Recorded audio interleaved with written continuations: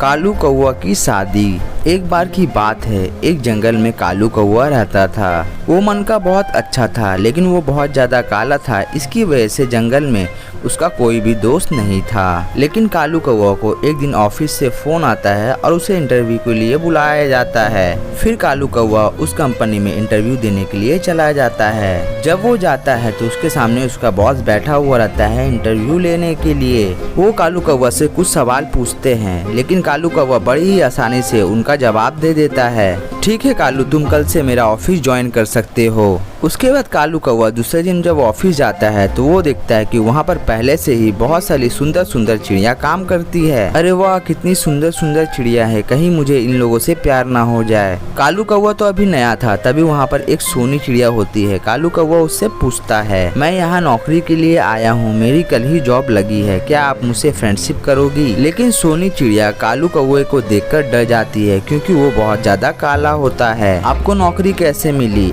लगता है आप घूस देकर ऑफिस में आए हो। सोनी चिड़िया की ये बात सुनने के बाद कालू कौआ उदास हो जाता है। फिर कालू कौआ समझ जाता है कि अच्छा दिल होने से कुछ नहीं होता है, अच्छा शकल होना चाहिए। फिर कालू कौआ ये तय करता है कि वो खुद का ऑफिस खोलेगा और वो मालिक बनेगा। कालू कौआ बहुत इंटेलिजेंट था। कालू कौआ कुछ सालों में ही खुद का ऑफिस खोल लेता है और मालिक बन जाता है।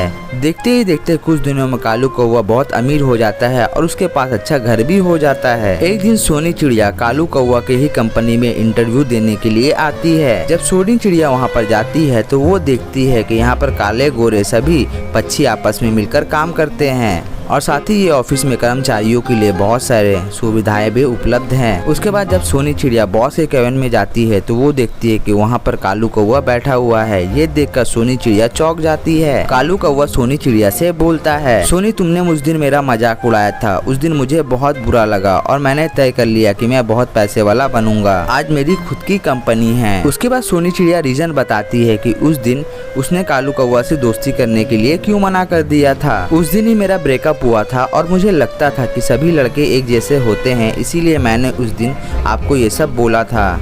लेकिन मुझे मेरी गलती का एहसास हो चुका है। क्या आप मुझसे शादी करोगे? हाँ सोनी, मैं अभी भी तुमसे ही प्यार करता हूँ और तुम्हारे साथ ही जीवन बिताना चाहता हूँ। उसके बाद कालू कौआ और सोनी चिड़िया एक दूसरे से शादी कर लेते हैं और साथ ही खुशी खुशी रहने लगते हैं। तो दोस्तों, ये कहानी से हमें ये सीख मिलती है कि हमें किसी का भी मजाक नहीं उड़ाना चाहिए। सब इंसान होते हैं और सभी को भगवान ने बनाया है।